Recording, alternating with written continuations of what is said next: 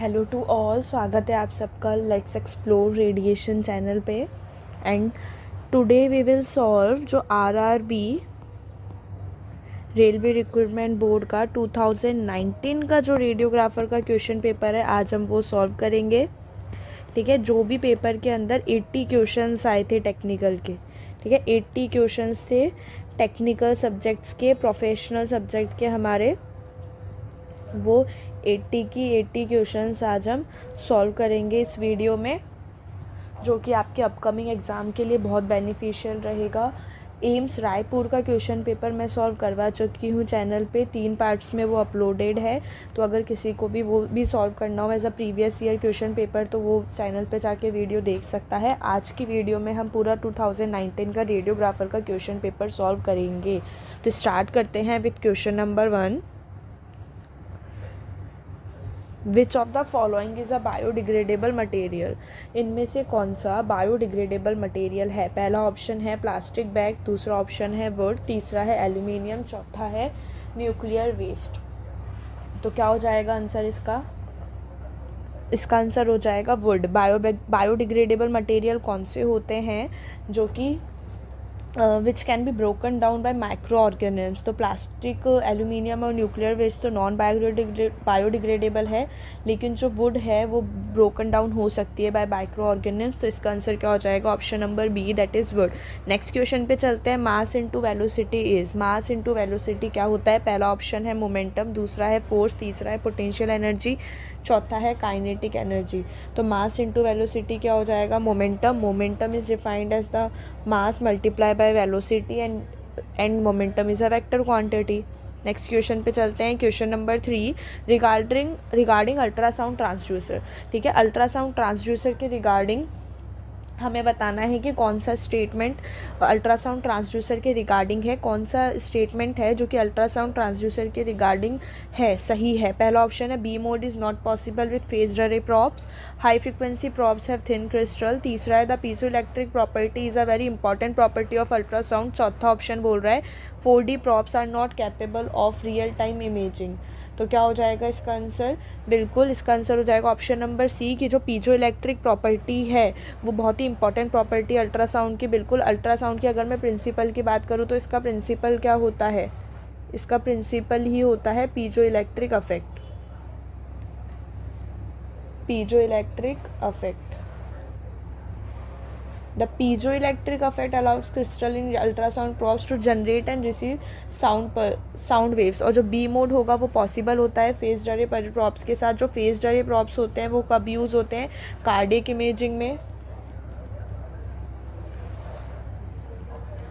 और जो 4D props होंगे वो कैपेबल होंगे रियल टाइम इमेजिंग के, लाइव इमेजिंग देने के लिए। और हाई फ्रिक्वेंसी प्रोब्स नहीं, high frequency probes do not have thin crystals. तो इसका आंसर क्या हो जाएगा? Option number C. Next question पे चलते हैं। Question number 4, rotation of the forearm so the palm faces down is called? क्या बोल रहा है क्वेश्चन कि आपने फोर आर्म को ऐसे रोटेट किया है कि जो आपकी हथेली है उसका मुंह कैसे है? नीचे की साइड। तो ये कौन सी पोजिशन हो जाएगी? हाइपरफ्लेक्शन, प्रोनेशन, इन्वर्जन या फिर सुपाइनेशन। तो क्या हो जाएगा? प्रोनेशन। बिल्कुल, pronation is rotating the four arm, जिससे जो पाम है वो कैसी हो गई? नीचे की साइड। और अगर पाम ऊपर हो गई, फेसेस अप, तो क्या हो जाएगा? सुपाइनेशन।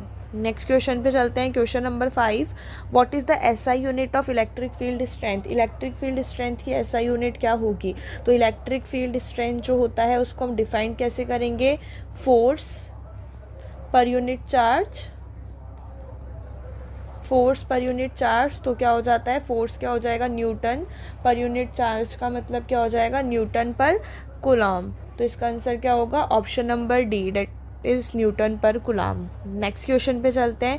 क्वेश्चन नंबर 6, बफर्स क्या होते हैं? Reduce the developing solution oxidation, are not used in the developing solution, maintain the pH of a solution within close limit, are restrainers. तो बफर क्या हो जाएगा? जो कि सॉल्यूशन के पीएच को मेंटेन करते हैं। ठीक है, buffers resist changes in pH. तो क्या हो जाएगा आंसर इसका? Option number C. And buffers are crucial in photographic developer solution हम पढ़ते हैं डार्क रूम में। नेक्स्ट क्वेश्चन है superconducting magnet. Superconducting magnets के बारे में बताना है हमें, कौन सा स्टेटमेंट ट्रू है। पहला ऑप्शन है डू नॉट यूज़ क्रायोजन्स। क्या superconducting magnets cryogens use नहीं करते। Superconducting magnets produce images with less chemical shift artifact. Superconducting magnet provide magnetic resonant images with high signal to noise ratio. Use very high temperature environment to produce strong magnetic field. तो क्या हो जाएगा इसका answer, बिल्कुल option number सी। जो super conducting magnet है वो magnetic resonance image provide करेंगे with high signal to noise ratio. ठीक है, सुपर कंडक्टिंग मैग्नेट क्या करते हैं, स्ट्रॉन्ग और स्टेबल मैग्नेटिक फील्ड हमें प्रोवाइड करेंगे। जो स्ट्रॉन्ग और स्टेबल मैग्नेटिक फील्ड है वो क्या करेगी, एनहांस करेगी सिग्नल टू नॉइज रेशियो को इन एमआरआई। क्वेश्चन बोल रहा है plane which is at right angles to the median sagittal plane and divides the body into anterior and posterior part. कौन सा प्लेन है जो कि बॉडी को इंटीरियर और पोस्टीरियर पार्ट में डिवाइड कर देगा, तो बिल्कुल क्या हो जाएगा इसका answer, coronal plane. Coronal plane क्या करता है, बॉडी को इंटीरियर और पोस्टीरियर पार्ट में डिवाइड करता है। इन्फीरियर और सुपीरियर में एक्सियल या फिर ट्रांसवर्स प्लेन करेगा। ठीक है, और राइट और लेफ्ट हाफ में मीडियल सजाइटल प्लेन करेगा। नेक्स्ट क्वेश्चन पे चलते हैं, क्वेश्चन नंबर 9। क्वेश्चन नंबर 9 बोल रहा है a densitometer is a device that measure. Densitometer एक डिवाइस है, क्या मेजर करता है, optical density, film latitude, speed of a film या फिर फिल्म गामा। तो क्या हो जाएगा आंसर इसका, डेंसिटोमीटर। बिल्कुल, densitometer measures the optical density of radiographic films which is useful in assessing image contrast. तो क्या हो जाएगा इसका answer, option number A. Next question है tissue compression is used in. जो टिश्यू कंप्रेशन है वो हम किस में यूज़ करते हैं, breast MRI, chest X-ray, X-ray mammography और स्कल एक्सरे। तो बात करूँ अगर मैं टिश्यू कंप्रेशन की, तो हम ये मैमोग्राफी में यूज़ करेंगे। मैमोग्राफी में हम ब्रेस्ट कंप्रेस करते हैं। किस लिए हम मैमो में ब्रेस्ट कंप्रेस करेंगे, ब्रेस्ट कंप्रेशन इमेज क्वालिटी को इम्प्रूव करने के लिए, improves image quality.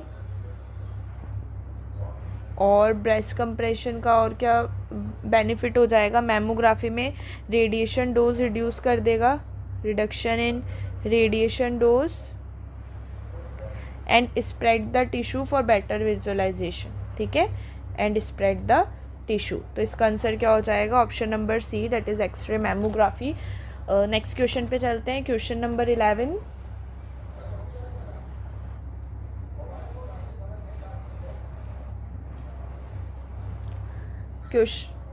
Question number 11 बोल रहा है रेडिएशन इंड्यूस कैटेरेक्टिस।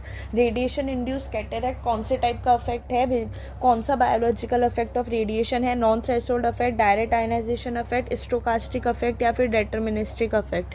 तो रेडिएशन इंड्यूस कैटेरेक्ट क्या हो जाएगा, डेटरमिनिस्टिक अफेक्ट। ठीक है, deterministic effects have a threshold and cataracts appear when the threshold is cross due to radiation exposure. ठीक है, डेटरमिनिस्टिक अफेक्ट कौन से अफेक्ट होते हैं, जिनकी थ्रेशोल्ड वैल्यू होती है। तो जो कैटेरेक्ट है वो कब अपीयर होगा, जब क्या हो जाएगा, थ्रेशोल्ड क्रॉस हो जाएगी ड्यू टू रेडिएशन एक्सपोजर।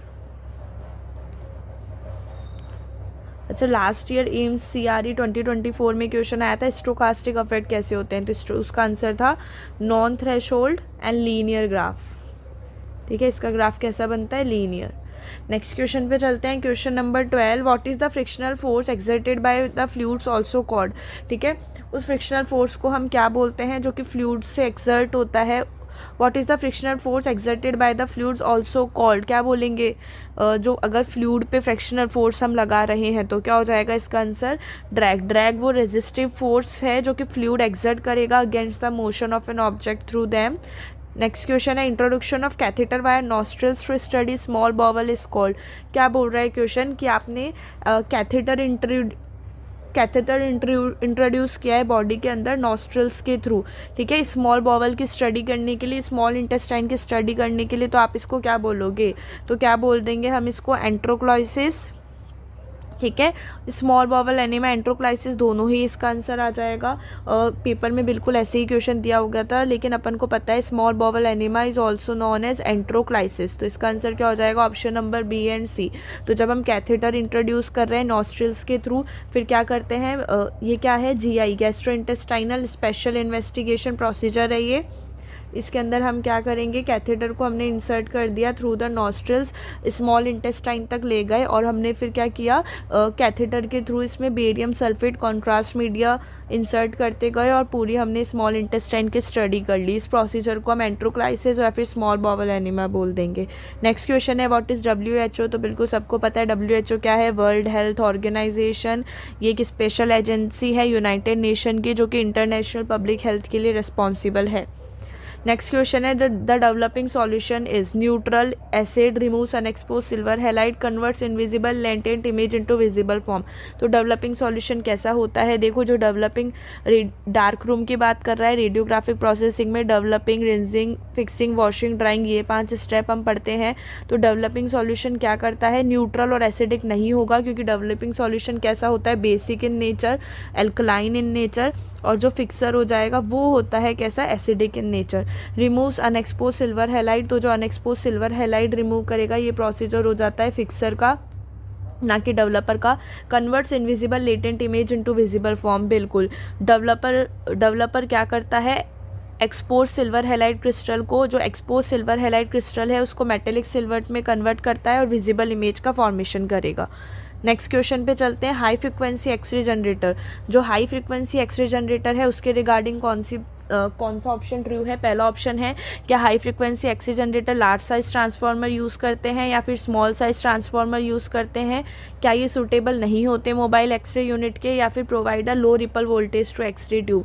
तो क्या हो जाएगा इसका आंसर, जो हाई फ्रिक्वेंसी एक्सरे जनरेटर है वो लो रिपल वोल्टेज प्रोवाइड करते हैं एक्सरे ट्यूब को, मतलब कि ये जो जनरेटर है वो इमेज क्वालिटी इंप्रूव करते हैं by producing nearly constant voltage. ठीक है, जो नियरली कांस्टेंट वोल्टेज है वो ही है लो रिपल वोल्टेज, जो कि एक्सरे की कंसिस्टेंसी को एनहांस करेगा। नेक्स्ट क्वेश्चन है, स्टेशनरी एनोड्स आर यूज्ड इन।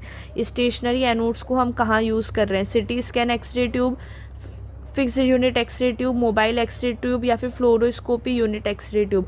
तो स्टेशनरी एनोड को हम कहाँ यूज़ कर रहे हैं, मोबाइल एक्सरे ट्यूब्स के अंदर।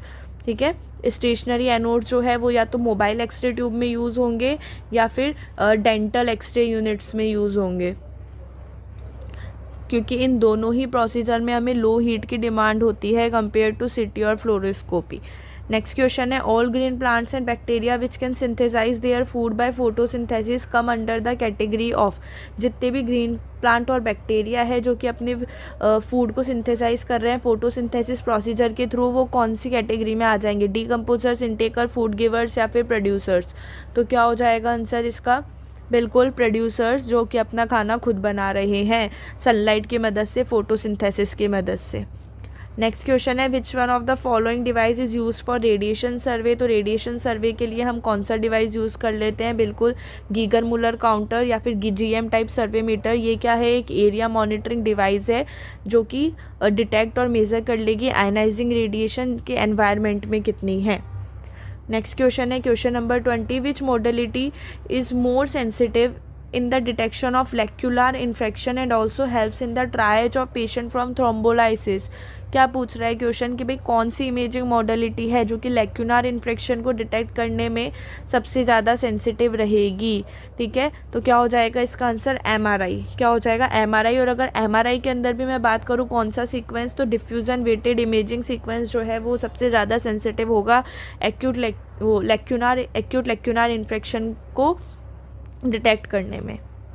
नेक्स्ट क्वेश्चन है, नेक्स्ट क्वेश्चन बोल रहा है, हाई वोल्टेज ट्रांसफार्मर इज़ जो हाई वोल्टेज ट्रांसफार्मर होते हैं वो कैसे होते हैं, step down transformer, step up transformer, क्या ये रेक्टिफायर का टाइप है या फिर ऑटो ट्रांसफार्मर। तो जो हाई वोल्टेज ट्रांसफार्मर है वो कैसे हो जाएंगे, जो कि वोल्टेज को इंक्रीज़ कर रहे हैं from mains to the level required for X-ray tube operation. तो क्या हो जाएगा इसका answer, high voltage transformer is a step up transformer.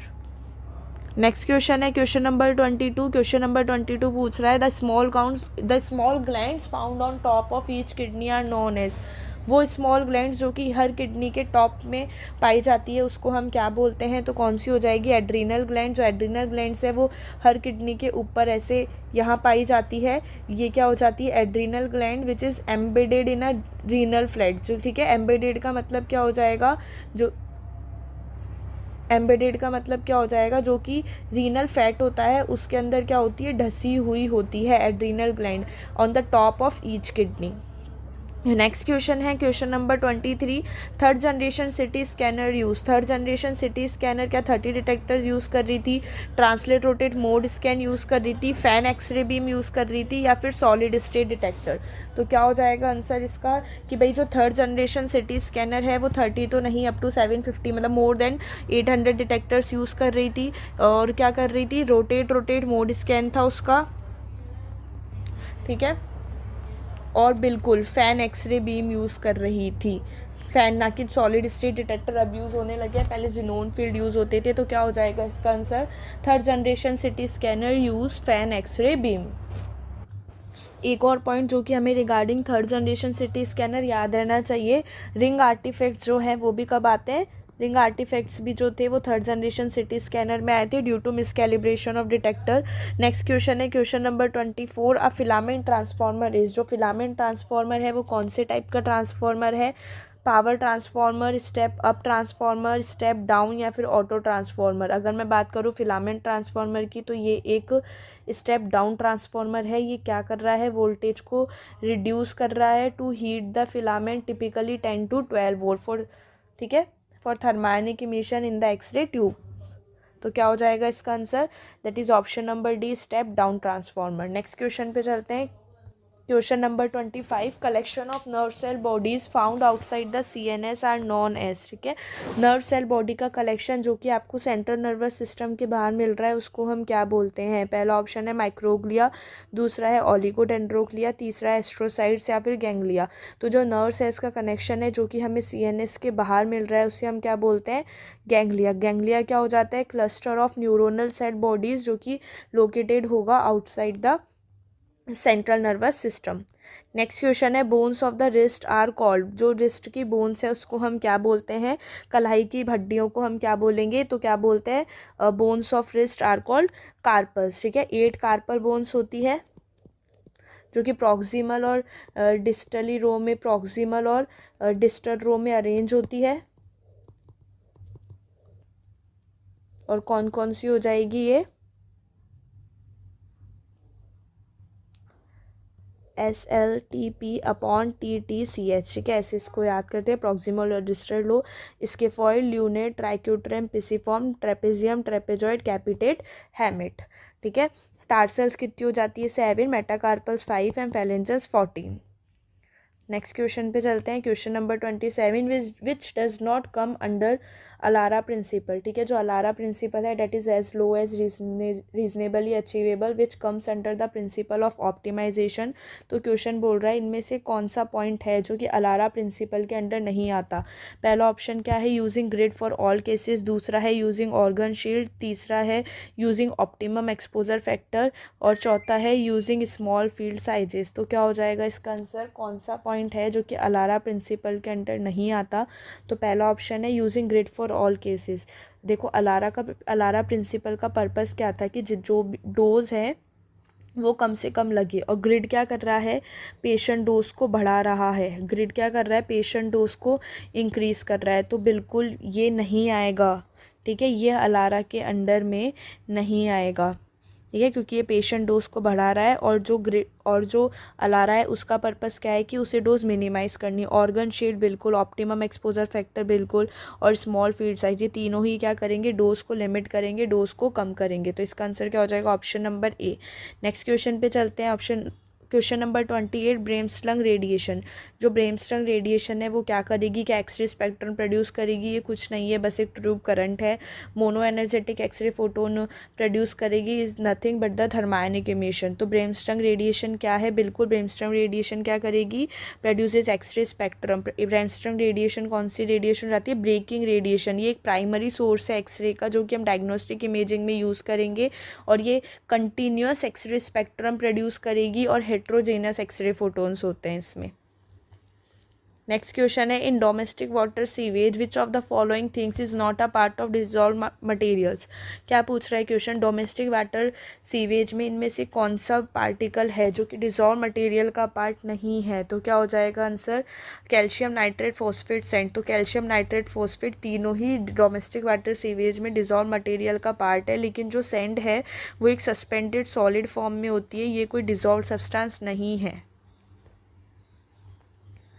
Next question है what is the full form of PAT. PAT क्या हो जाएगा, PAT positron emission tomography which is a imaging modality nuclear medicine. And करता क्या है ये, functions का पता लगाता है, मतलब to visualise metabolic processes. Next question है which one of the following is Ohm's law. तो ओम्स लॉ क्या बोलता था, V is equal to IR, यही था ओम्स लॉ। तो यहाँ पे V क्या था, voltage, I current, R resistance. तो कौन सा ऑप्शन डिफाइन कर रहा है ये चीज़, that is option number A, voltage is equal to current. Option number D, voltage is equal to current into resistance. Next question पे चलते हैं, which conventions are followed for spherical mirrors and lens. अब इसने भाई ray optics का question पूछ लिया था कि कौन सा कन्वेंशन है जो कि स्फेरिकल मिरर और लेंस में हम यूज़ करते हैं। तो ऑप्टिक्स में अगर मैं बात करूं तो न्यू कार्टेशियन साइन, ठीक है, जो न्यू कार्टेशियन साइन कन्वेंशन है वो यूज हुआ था, जहाँ पे डिस्टेंसेस जो है मेजर्ड होती है in the direction of incident light are positive. Next question है व्हाट पोजीशन और projection is useful in diagnosing fractures of the acetabulum. ये क्वेश्चन CRE 2024 में भी आया है। एसिटाब्यूलम फ्रैक्चर्स को देखने के लिए हम कौन सा प्रोजेक्शन या फिर कौन सा व्यू हम प्रिफर करेंगे। तो क्या हो जाएगा इसका answer, Judet view. Next question है Dandiya is the traditional folk dance of. ये क्वेश्चन वैसे तो GK वगैरह के थे, है ना, बेसिक वाले जो आते हैं, लेकिन ठीक है अब इस वाली PPT में भी ऐड हो गए तो ठीक है। Dandiya is the traditional folk dance of, कहाँ का है, डांडिया गुजरात। नेक्स्ट क्वेश्चन है the function units of the kidney are. Kidney की फंक्शन यूनिट क्या है, तो किडनी की फंक्शन क्या हो जाएगा, नेफ्रॉन। नेफ्रॉन क्या है, structure and function unit of kidney. हर किडनी में कितने हो जाते हैं, 1 million nephron. Each kidney contains 1 million nephrons. Next question है connected system of hollow cavity in the skull.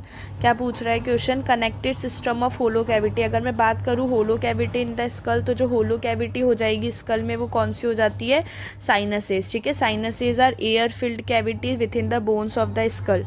तो क्या हो जाएगा answer, that is option number C। Next question पे चलते हैं, which one of the following material is used in digital radiography. Digital radiography जो है उसके अंदर हम कौन सा मटेरियल यूज़ करते हैं, alpha selenium, sodium iodide, barium fluoro halide या फिर सिल्वर हैलाइड, ठीक है। तो अगर मैं बात करूँ DR digital radiographer flat panel detectors की, इसमें क्या हो रहा है, डायरेक्ट कन्वर्जन हो रहा है। तो डायरेक्ट कन्वर्जन मटेरियल कौन सा हो जाएगा, अल्फ़ा सेलेनियम। नेक्स्ट क्वेश्चन है क्वेश्चन नंबर 38। क्वेश्चन नंबर 38 पूछ रहा है which is true of a placebo. कौन सा इनमें से कौन सा ऑप्शन है जो कि प्लेसिबो के लिए ट्रू है। तो प्लेसिबो क्या हो जाएगा, ठीक है, एक प्लेसिबो क्या होता है, ये बता देती हूँ मैं सबको सबसे पहले। प्लेसिबो क्या होता है, प्लेसिबो एक इनर्ट सब्सटेंस है जिसको हम यूज़ कर रहे हैं क्लिनिकल ट्रायल्स में। क्लिनिकल ट्रायल्स में हम इसको यूज़ करेंगे to test the efficiency of real drugs, वगैरह, इसके लिए हम इसको यूज़ करेंगे। तो क्या हो जाएगा इसका आंसर, कौन सा ऑप्शन ट्रू है। पहला ऑप्शन है is a substance that has no therapeutic effect, दूसरा है इज़ अनएथिकल, तीसरा है should not be use to test new drugs, is a kind of animal experiment. नहीं, क्या हो जाएगा, प्लेसिबो एक वो सब्सटेंस है जिसका कोई थेरेपेटिक इफेक्ट नहीं होता है। ये क्या एक इनर सब्सटेंस है जो कि हम क्लिनिकल ट्रायल्स में यूज़ करेंगे to test the drug efficiency. Next question है सोमेटिक अफेक्ट। सोमेटिक अफेक्ट्स जो है बायोलॉजिकल अफेक्ट ऑफ रेडिएशन, वो क्या होते हैं? Appear in the individual who is expose to radiation. दूसरा है do not occur in diagnostic radiology, occur in future descendants of the radiation expose individual, are not a biological effect of radiation. तो देखो somatic effect biological effect of radiation है, तो ये option गलत। Occur in future, अगर future generation में जो होते हैं वो हो जाते हैं हेरिडिटरी अफेक्ट या genetic effect. Do not occur in diagnostic radiology, नहीं, ऐसा नहीं है। Somatic affect our the type of effect that occur in an individual as a result of radiation induced damage। तो रेडिएशन इंड्यूस्ड डैमेज बिल्कुल diagnostic radiology में भी हो सकता है। तो सोमेटिक अफेक्ट वो अफेक्ट है जो कि उस इंडिविजुअल में होंगे जो कि रेडिएशन से एक्सपोज हुआ है। नेक्स्ट क्वेश्चन है TLD badges use. TLD badges क्या सिर्फ एक क्रिस्टल डिस्क यूज़ करते हैं? क्या TLD badges calcium sulphate dysprosium doped Teflon disc use करते हैं? कैल्शियम लिथियम जो टीएलडी बेजेस है वो लिथियम फ्लोराइड डिस्क यूज़ करते हैं, या फिर इसमें कोई फिल्टर नहीं होता? देखो इसमें 3 डिस्क होती है, तो ये तो गलत हो जाएगा। TLD badges use lithium fluoride crystals, ना कि डिस्क। ठीक है, जो डिस्क यूज़ करते हैं ये 3 डिस्क वो किसकी बनी हुई होती है? Dysprosium doped calcium sulphate Teflon disc होती है। TLD badges use no filter, नहीं, इसके अंदर फिल्टर्स भी यूज़ करते हैं हम। 3 फिल्टर यूज़ होते हैं टीएलडी बेजेस के अंदर, तो इसका आंसर क्या हो जाएगा? That is option number B. Next question है, नेक्स्ट क्वेश्चन बोल रहा है which one of the following MRI pulse sequence produces fluid suppressed images. Fluid suppressed, तो इनमें से कौन सा एमआरआई का सीक्वेंस है जो कि फ्लूइड सप्रेस करेगा? Turbo spin, echo, FLAIR, SPIR, STIR. तो बात करूँ अगर मैं एमआरआई के सीक्वेंस की जिसके अंदर फ्लूइड सप्रेस्ड हो रहा है, तो फ्लूइड किसके अंदर सप्रेस्ड हो जाता है? फ्लेयर में, फ्लूइड अटेन्यूएटेड इन्वर्जन रिकवरी। इसके अंदर क्या हो रहा है? फ्लूइड सप्रेस हो रहा है, बेसिकली सीएसएफ सप्रेस्ड हो।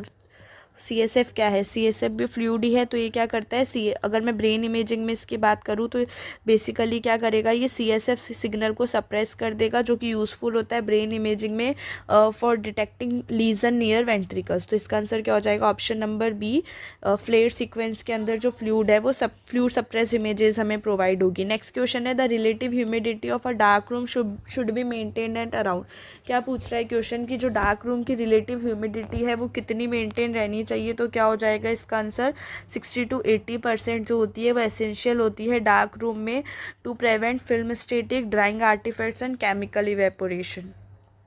नेक्स्ट क्वेश्चन है according to AERB specification the X ray unit room should have at least. AERB क्या है? एटॉमिक एनर्जी रेगुलेटरी बोर्ड, जो जितने भी हमारे जो रेडिएशन से रिलेटेड मशीन्स वगैरह लगती है सब यही हमें गाइड करता है। तो जो अकॉर्डिंग टू AERB जो एक्सरे यूनिट रूम में क्या होना चाहिए? क्या 1 mm लेड लाइन डोर होनी चाहिए, 17 सेंटीमीटर कंक्रीट वॉल होनी चाहिए, 1 mm लेड वॉल, या 23 सेंटीमीटर ब्रिक वॉल? तो क्या हो जाएगा आंसर इसका? जो AERB ने रिकमेंड किया था स्ट्रक्चर शिल्डिंग के लिए to a equivalent to a 23 centimeter thick brick wall to contain radiation exposure in X-ray room। Next question है the mutual electrostatic force between 2 charges is defined है। तो जो म्यूचुअल इलेक्ट्रोस्टैटिक फोर्स होगा 2 charges के बीच में, हम उसे क्या बोल देते हैं? Coulomb's law. नेक्स्ट क्वेश्चन है डार्क रूम के पास क्या होगा? At least 2 doors exactly opposite, green safe light, dry and wet benches, manual processing tools only. तो डार्क रूम के अंदर क्या हो जाएगा? 2 डोर्स एग्जैक्टली अपोजिट नहीं, अलग अलग होता है। मेज डोर हो गया, रिवॉल्विंग डोर हो गया, तो ये डोर सिस्टम्स होते हैं अलग अलग। ग्रीन सेफ लाइट नहीं, डार्क रूम के पास रेड सेफ लाइट होती है। बिल्कुल, डार्क रूम के पास ड्राई और वेट बेंचेस होती है। जो ड्राई बेंचेस होती है वो तो फिल्म हैंडलिंग और लोडिंग के लिए होगी, और जो वेट बेंच है वो केमिकल प्रोसेसिंग के लिए होती है। नेक्स्ट क्वेश्चन है centring for calcaneal axial view. ठीक है, अगर मैं बात करूँ for the calcaneal axial view के लिए हम सेंटरिंग कहाँ पे देंगे? तो फॉर द एक्सियल, या फिर इसको हम प्लांटो डॉर्सल व्यू भी बोल सकते हैं कैल्केनियस का। तो इसके अंदर हम सेंट्रल रे कहाँ पे देते हैं? Toward the talus through the heel at an angle. क्या हो जाएगा इसका आंसर? Option number B. ठीक है, कैल्केनियल एक्सियल व्यू में हम सेंटरिंग कहाँ पे देंगे? टेलस पे, टेलस जो बोन है। नेक्स्ट क्वेश्चन है which of the following is not a mechanism of heat transfer. इनमें से कौन सा हीट ट्रांसफ़र का मेथड नहीं है? तो कन्वेक्शन, कंडक्शन, रेडिएशन, तीनों ही क्या है? हीट ट्रांसफ़र के मेथड है। लेकिन जो फ्लक्स है वो क्या हो जाता है? ये कोई मेथड नहीं है हीट ट्रांसफ़र का। ठीक है, it is a general term for flow. Next question है the grey matter on the surface of the brain is called. Brain की सरफेस पे जो ग्रे मैटर होता है उसको हम क्या बोलते हैं? कॉर्टेक्स, माइलिन ट्रैक्ट और होन्स। तो क्या हो जाएगा? तो जो ग्रे मैटर होता है ब्रेन की सरफेस पे वो क्या हो जाता है? कॉर्टेक्स। ठीक है, जो सेरेब्रल कॉर्टेक्स है वही आउटर मोस्ट लेयर है ब्रेन की, जो कि ग्रे मैटर से कंसिस्ट होता है, जो कि हायर ब्रेन फंक्शन में काम आएगा। नेक्स्ट क्वेश्चन है what is called the time required for the satellite to complete one rotation. जो सैटेलाइट को टाइम लग रहा है एक रोटेशन कंप्लीट करने में, उस टाइम को हम क्या बोलते हैं?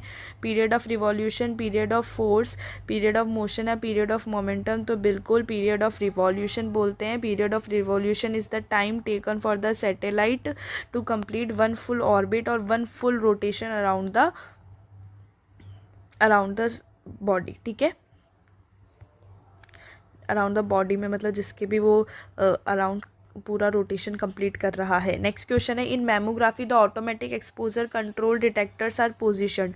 क्या पूछ रहा है क्वेश्चन? मैमोग्राफी के अंदर जो हम AEC automatic exposure control detector है उनको कहाँ पे रखते हैं? एक्सरे ट्यूब के अंदर, कंप्रेशन पैड के नीचे, इमेज रिसेप्टर के पीछे या फिर इमेज रिसेप्टर के ऊपर? तो क्या हो जाएगा आंसर? मैमोग्राफी में अगर मैं बात करूँ ऑटोमेटिक एक्सपोजर कंट्रोल की, तो कंट्रोल डिटेक्टर्स की, तो इसको हम बिहाइंड द इमेज रिसेप्टर रखेंगे टू मेजर ट्रांसमिटेड एक्सरेज। क्यों रखते हैं behind the image receptor?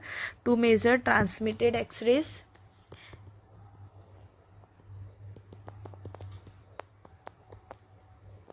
And adjust exposure. ठीक है, और क्या करेगा ये? एक्सपोजर को एडजस्ट करेगा। नेक्स्ट क्वेश्चन है क्वेश्चन नंबर 51। क्वेश्चन नंबर 51 बोल रहा है which of the following develops a tough code and is gradually converted into a seed in plants. क्या पूछ रहा है क्वेश्चन? इनमें से कौन सा है जो कि टफ कोट में डेवलप हो जाता है और ग्रेजुअली कन्वर्टेड, और इनमें से क्या है जो कि सीड में कन्वर्ट हो जाता है प्लांट्स के अंदर? एम्ब्रियो, जाइगोट, ओव्यूल या फिर पोलन ग्रेन? तो क्या हो जाएगा इसका आंसर? बिल्कुल ओव्यूल ही है, जो कि फ्लावरिंग जो प्लांट्स होते हैं उसमें सीड में मैच्योर हो जाएगा आफ्टर फर्टिलाइजेशन। नेक्स्ट क्वेश्चन है question number 52 which of the following metal is in liquid state at a room temperature. Room temperature पे कौन सा मेटल है जो कि लिक्विड स्टेट में रहता है? पहला ऑप्शन है मरकरी, दूसरा है सल्फर, तीसरा है कोल, चौथा है सोडियम। तो क्या हो जाएगा? मरकरी ही एक ऐसा मेटल है जो कि लिक्विड स्टेट में रहेगा at standard room temperature, that is mercury, option number A. Next question है electromagnetic radiation has mono nature, travel in straight line, has particle nature only या फिर does not follow the inverse square law? तो क्या हो जाएगा? जो electromagnetic radiation है वो क्या हो जाएगी? Travels in a straight line. क्या हो जाती है? इलेक्ट्रोमैग्नेटिक रेडिएशन स्ट्रेट लाइन में ट्रेवल करती है इन अ यूनिफॉर्म मीडियम, और वेव पार्टिकल ड्यूअलिटी फॉलो करती है, नॉट जस्ट पार्टिकल नेचर। ठीक है, वेव पार्टिकल दोनों नेचर फॉलो करती है इलेक्ट्रोमैग्नेटिक रेडिएशन। ठीक है, तो इसका मोनो नेचर नहीं होगा और ये इन्वर्स स्क्वायर लॉ फॉलो करती है, तो डज नॉट नहीं होगा। तो इसका आंसर क्या हो जाएगा? Option number B, electromagnetic radiation travels in a straight line. Which one of the following is not an important component of a contrast agent use in diagnostic imaging. इनमें से कौन सा ऐसा कॉम्पोनेंट है कॉन्ट्रास्ट एजेंट को जिसको हम use नहीं करते डायग्नोस्टिक इमेजिंग में? मॉलिब्डेनम, गैडोलिनियम, आयोडीन या बेरियम? देखो अगर मैं बात करूँ डायग्नोस्टिक इमेजिंग की तो गैडोलिनियम बेस्ड जो कॉन्ट्रास्ट एजेंट है वो हम यूज़ कर रहे हैं MRI में। ठीक है, आयोडीन कंटेनिंग कॉन्ट्रास्ट एजेंट भी हम यूज़ कर रहे हैं एक्सरे और CT स्कैन में। बेरियम भी हम यूज़ कर रहे हैं as a barium sulphate. Iodine हम यूज़ करते हैं एज अ हायोहेक्सोल। गैडोलिनियम हम यूज़ करते हैं as a gadolinium DTPA। Barium sulphate हम जो स्पेशल इन्वेस्टिगेशन में GI स्टडी वगैरह इन सब में इसमें यूज़ करते हैं। ठीक है, तो इसका आंसर क्या हो जाएगा? मॉलिब्डेनम। ठीक है, जो मॉलिब्डेनम है वो as a tube target use होता है। एक्सरे ट्यूब टारगेट जो मैमोग्राफी में एक्सरे ट्यूब टारगेट है उसमें यूज़ होता है, ना कि किसी कॉन्ट्रास्ट से यूज़ होता है। ठीक है, एटॉमिक नंबर क्या हो जाता है मॉलिब्डेनम का? 42। मैमोग्राफी में जो एक्सरे ट्यूब टारगेट है वो मॉलिब्डेनम के मिलके बने हुए होते हैं, और जो नॉर्मल एक्सरे ट्यूब होती है उसमें टंगस्टन के टारगेट। नेक्स्ट क्वेश्चन है फोटो कैथोड कन्वर्ट। जो फोटो कैथोड है वो क्या कन्वर्ट कर रहा है, लाइट फोटोन को इलेक्ट्रॉन में, इलेक्ट्रॉन को लाइट फोटोन में, लाइट फोटोन को एक्सरे में, या फिर एक्सरे को लाइट फोटोन में। तो फोटो कैथोड क्या करता है, लाइट फोटोन को इलेक्ट्रॉन में कन्वर्ट कर देगा। इमेज इंटेंसिफायर के अंदर फोटो कैथोड कन्वर्ट कर रहा है लाइट को from input phosphor into electrons to amplify the image. Next question है anatomy coils are used in MRI to. जो एनाटॉमी कॉइल्स हम यूज़ कर रहे हैं एमआरआई में वो किस लिए यूज़ कर रहे हैं, सिग्नल टू नॉइज़ रेशियो को बढ़ाने के लिए, मोशन आर्टिफैक्ट रिड्यूस करने के लिए, स्कैन स्पीड बढ़ाने के लिए, या फिर एसएआर बढ़ाने के लिए। तो क्या हो जाएगा, जो हम सरफेस और एनाटॉमी स्पेसिफिक कॉइल यूज़ करते हैं वो signal to noise ratio increase करने के लिए करते हैं। इंक्रीज़ होगी सिग्नल टू नॉइज़ रेशियो तो इमेज क्वालिटी भी इंक्रीज़ होगी एमआरआई स्कैन्स के अंदर। तो इसका आंसर क्या हो जाएगा, option number A. Next question है which one of the following statement is true. कौन सा स्टेटमेंट ट्रू है रिगार्डिंग टीएलडी बैच, है ना। पहला ऑप्शन है TLD badge should be use to assess occupational exposure only. बिल्कुल, जो टीएलडी बैचेज है should be use to assess occupational exposure only. दूसरा है डू रेडिएशन वर्कर में शेयर। बिल्कुल नहीं। TLD badges can be worn at hip level. No, TLD badges हम chest TLD, wrist badge होता है और एक हेड बैच हो जाएगा। Use TLD card should be replaced every month with the new ones. नहीं, एवरी मंथ तो film badge हम चेंज करते हैं, जो टीएलडी कार्ड है वो हर 3 मंथ में चेंज हो जाए। तो इसका आंसर क्या हो जाएगा, जो टीएलडी बैच है वो ऑक्यूपेशनल एक्सपोजर, मतलब टीएलडी बैच क्या है, it is a personal monitoring device जो कि ऑक्यूपेशनल एक्सपोजर को मेजर करने के लिए काम आता है। नेक्स्ट क्वेश्चन है question number 58, which one is divided into head, body and tail. कौन सा ऑर्गन है जो कि हेड, बॉडी और टेल में डिवाइड होता है, पैंक्रियाज, गॉल ब्लैडर, लिवर और इंटेस्टाइन। तो क्या हो जाएगा इसका आंसर, बिल्कुल पैंक्रियाज। जो पैंक्रियाज एक ऐसा बॉडी ऑर्गन है जो कि 3 पार्ट्स में डिवाइड होगा, head, body and tail. Next question है question number 59, 45 degree MLO view of the breast is also called. ठीक है, 45 डिग्री जो मीडियो लेटरल ऑब्लिक व्यू है मैमोग्राफी का, उसको हम और क्या बोलते हैं, is also called Lindgren's view. ठीक है, ये बेस्ट विजुअलाइज करता है, best visualise upper outer quadrant and axilla. Next question पे चलते हैं, क्वेश्चन नंबर 60। क्वेश्चन नंबर 60 बोल रहा है what nutrient deficiency causes goitre. कौन से न्यूट्रिएंट की कमी गॉइटर डिजीज़ करता है, आयोडीन, प्रोटीन, कार्बोहाइड्रेट, कैल्शियम। तो बिल्कुल क्या हो जाएगा, आयोडीन की डेफिशिएंसी क्या कर देगी, हार्मोन, थायराइड हार्मोन के प्रोडक्शन को कम कर देगी और थायराइड ग्लैंड को एनलार्ज कर देगी, जिसको हम क्या बोलते हैं, इस डिजीज़ को गॉइटर। नेक्स्ट क्वेश्चन है the minimum aluminium filter thickness required in general diagnostic X ray tubes above 100 kVp is. ठीक है, हमें मिनिमम कितना एल्यूमिनियम फ़िल्टर की थिकनेस रिक्वायर्ड होगी जनरल डायग्नोस्टिक एक्सरे ट्यूब में जिसकी अबव 100 kVp। तो क्या हो जाएगा, अकॉर्डिंग टू AERB हमें मिनिमम कितनी चाहिए, हमें minimum 2.5 mm aluminium equivalent filtration चाहिए for operating X ray tubes above 70 kVp और अबव 100 kVp। नेक्स्ट क्वेश्चन है why is bowel preparation necessary for gastrointestinal study. जितनी भी गैस्ट्रोइंटेस्टाइनल स्टडी होती है वो करने से पहले हमें बोवल प्रिपरेशन क्यों ज़रूरी होती है। पहला ऑप्शन है टू है बेटर विजुअलाइजेशन ऑफ बोवल को अच्छी तरीके से देखने के लिए, टू अवॉइड एयर और bowel content mimicking pathologies, to avoid bowel content obscuring the anatomy. तो क्या हो जाएगा इसका आंसर, बिल्कुल all of the above. Bowel preparation क्या करेगी, हमें बोवल बहुत ज़्यादा अच्छे से दिखाई देगा अगर बोवल एकदम क्लियर है। ठीक है, इसके लिए हम लैक्सेटिव मटेरियल्स देते हैं 1 night before the examination. Air और जो बोवल कंटेंट वो बिल्कुल पैथोलॉजी मिमिक कर सकती है। कई जो कुछ गैस ऑब्स्कर्स वगैरह है वो स्टोन एज स्टोन मिमिक कर सकते हैं, तो हमें देखने में लगेगा स्टोन है बट इनफैक्ट वो क्या होती है, बोवल मटेरियल्स। नेक्स्ट है to avoid bowel content obscuring the anatomy. बिल्कुल बोवल कंटेंट को एनाटॉमी ख़राब करने से बचाती है, इसलिए हम बोवल प्रिपरेशन ज़रूरी है। ये एक नेसेसरी इंपॉर्टेंट पॉइंट है गैस्ट्रोइंटेस्टाइनल स्टडीज़ से पहले। नेक्स्ट क्वेश्चन है energy of an electromagnetic radiation is directly proportional to the, ठीक है, इलेक्ट्रोमैग्नेटिक रेडिएशन की एनर्जी किसके डायरेक्टली प्रोपोर्शनल होती है, तो energy is equal to h mu किसके हो जाएगी, डायरेक्टली प्रोपोर्शनल फ्रिक्वेंसी के।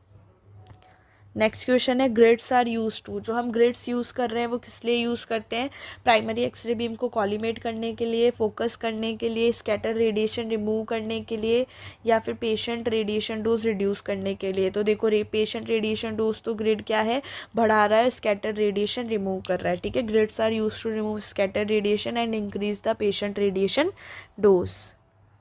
नेक्स्ट क्वेश्चन है which one of the following method is use to reduce the patient X ray dose, इनमें से कौन सा मेथड हम यूज़ करेंगे पेशेंट रेडिएशन डोज को घटाने के लिए। पहला ऑप्शन है decrease the pitch intensity using a grid with high grid ratio using small x-ray field size using more mA. अगर मोर एमए का मतलब कि क्वांटिटी ऑफ एक्सरे ज़्यादा हो गई, क्वांटिटी ज़्यादा है तो पेशेंट पे डोज ज़्यादा लगेगी, तो ये तो नहीं होगा। Decrease the pitch in city, अगर हम सिटी में पिच डिक्रीज कर देंगे तो नहीं, उससे कोई पेशेंट की एक्सरे डोज कम नहीं होगी। Using a grid with high grid ratio, इससे तो पेशेंट की डोज क्या हो जाएगी, बढ़ जाएगी। तो इसका आंसर क्या हो जाएगा, using small x-ray field size. अगर हम small x-ray field size use करेंगे तो पेशेंट के एक्सरे डोज, पेशेंट को जो डोज लग रही है वो क्या हो जाएगी, रिड्यूस।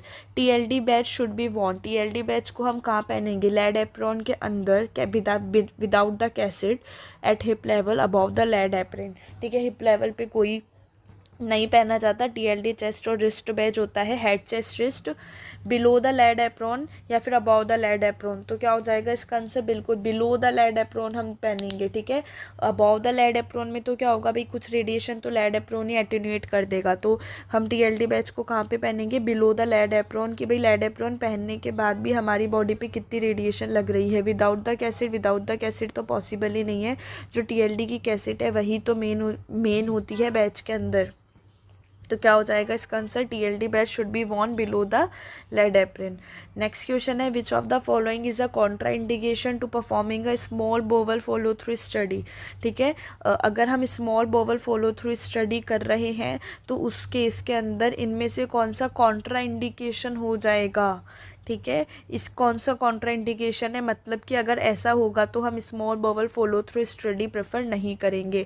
पहला ऑप्शन है ईसोफेगल वेरिसेस, दूसरा है फियोक्रोमोसाइटोमा, तीसरा है कंप्लीट और हाई ग्रेड ऑब्स्ट्रक्शन, चौथा है ल्यूकेमिया।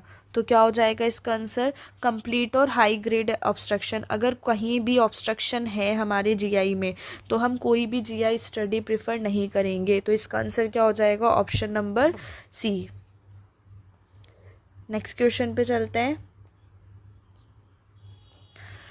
ठीक है। क्योंकि ऑब्स्ट्रक्शन से क्या होगा, अगर ऑब्स्ट्रक्शन है और फिर हम उसमें बोवल फॉलो थ्रू स्टडी कर रहे हैं तो इसके अंदर बेरियम सल्फेट कॉन्ट्रास्ट यूज़ कर रहे हैं। अगर अब हम इसमें बेरियम डालेंगे तो इससे जो कंडीशन है ऑब्स्ट्रक्शन की वो और वर्स हो सकती है, दैट्स वाई कॉन्ट्राइंडिकेशन होता है ये। What is the symbol of element gallium, तो गैलियम का सिंबल क्या हो जाता है, Ga। नेक्स्ट क्वेश्चन, और इसका एटॉमिक नंबर कितना हो जाता है, 31। नेक्स्ट क्वेश्चन है spectral sensitivity refers to the colour sensitivity of, जो स्पेक्ट्रल सेंसिटिविटी हम यूज़ करते हैं डार्क रूम में जो क्या होती है, refers to which colours of the film is sensitive to and safe light are chosen accordingly, उस अकॉर्डिंग ही हम सेफ लाइट चूज़ करते हैं। तो spectral sensitivity refers to the colour sensitivity of safe light filters जो कि हम dark room में यूज़ कर रहे हैं। नेक्स्ट क्वेश्चन है question number 70, minors can be treat except in special instances, ठीक है। जो माइनर्स को हम ट्रीट कर रहे हैं वो कैसे ट्रीट करेंगे, with the consent of paediatricians and parents, only with the consent of their parents, without any consent, या फिर ऑल ऑफ द अबाउ। तो क्या हो जाएगा, बाय लॉ जो माइनर्स है उसको पेरेंटल कंसेंट की रिक्वायरमेंट होगी मेडिकल ट्रीटमेंट में और पीडियाट्रिशियन के कंसेंट की भी। तो इसका आंसर क्या हो जाएगा, ऑप्शन। नेक्स्ट क्वेश्चन है क्वेश्चन नंबर 71। क्वेश्चन नंबर 71 बोल रहा है intra oral x-ray imaging uses, ठीक है। इंट्रा ओरल एक्सरे इमेजिंग कौन से टाइप की फिल्म यूज़ करेगी, single coated, double coated, high energy x-ray या फिर कर्व्ड कैसेट, क्या यूज़ करेगी। इंट्रा ओरल एक्सरे इमेजिंग जो है उसके अंदर हम क्या कर, इंट्रा ओरल एक्सरे इमेजिंग में जो इंट्रा ओरल डेंटल फिल्म्स है वो सिंगल इमल्शन कोटेड होती है for high resolution and clarity. Next question है question number 72, the nephrogram phase can be appreciated during.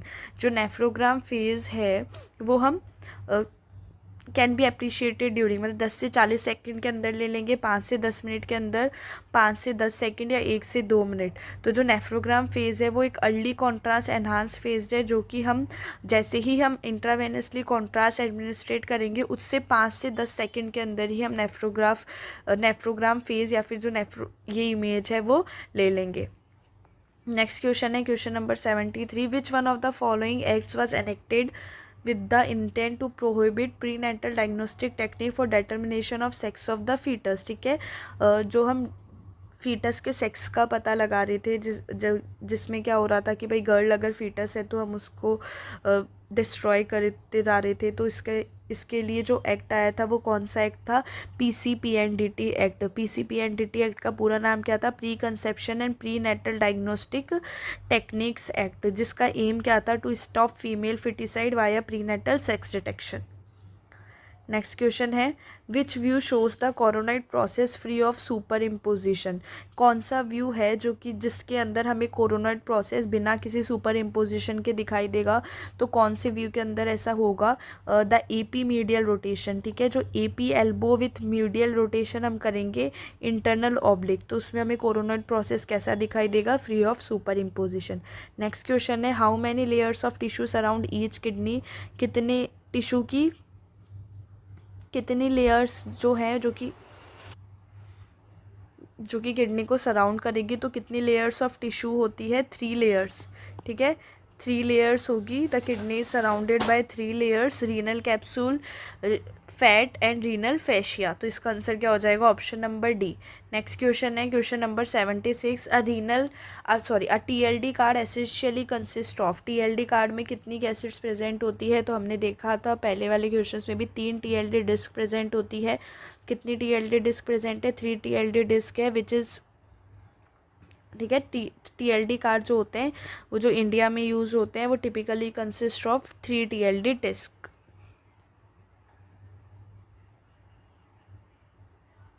Next question है the photoelectric effect is directly proportional to. जो photoelectric effect है वो किसके directly proportional होता है? तो Z cube. Z cube क्या हो जाएगा? Here Z is atomic number, मतलब एटॉमिक नंबर के बढ़ने के साथ क्या होगा? फोटो इलेक्ट्रिक अफेक्ट भी बढ़ेगा। एनर्जी के इन्वर्सली प्रोपोर्शनल होता है, एटॉमिक नंबर के डायरेक्टली प्रोपोर्शनल होगा, एटॉमिक नंबर के क्यूब के। नेक्स्ट क्वेश्चन है which one of the phosphor material is used in modern intensifying screen. कौन सा फॉस्फर मटेरियल है जो कि मॉडर्न इंटेंसिफाइंग स्क्रीन में यूज़ आते हैं? तो कौन से हो जाएंगे? रियर अर्थ एलिमेंट जो है वो हम मॉडर्न इंटेंसिफाइंग स्क्रीन में यूज़ करते हैं। Rare earth element, rare earth phosphor, जैसे कौन सा हो गया? Gadolinium and lanthanum oxysulfide. और ये किस लिए हम यूज़ करते हैं? For high efficiency. Next question है question number 79, identify the centering for submento vertex view. Submento vertex view जो कि स्कल का व्यू है, तो इसमें हम सेंटरिंग क्या देते हैं? तो सबमेंटो वर्टेक्स व्यू में हम सेंटरिंग कैसी देते हैं? 2.5 centimetres vertically above a point, 2.5 centimetre along the base line from the auditory meatus. तो बिल्कुल यही हम सेंटरिंग देते हैं। ये जो पोजिशनिंग होगी, this positioning centres the beam properly to visualise the base of the skull and zygomatic arcs. क्या देखने के लिए? Base of the skull and zygomatic arcs.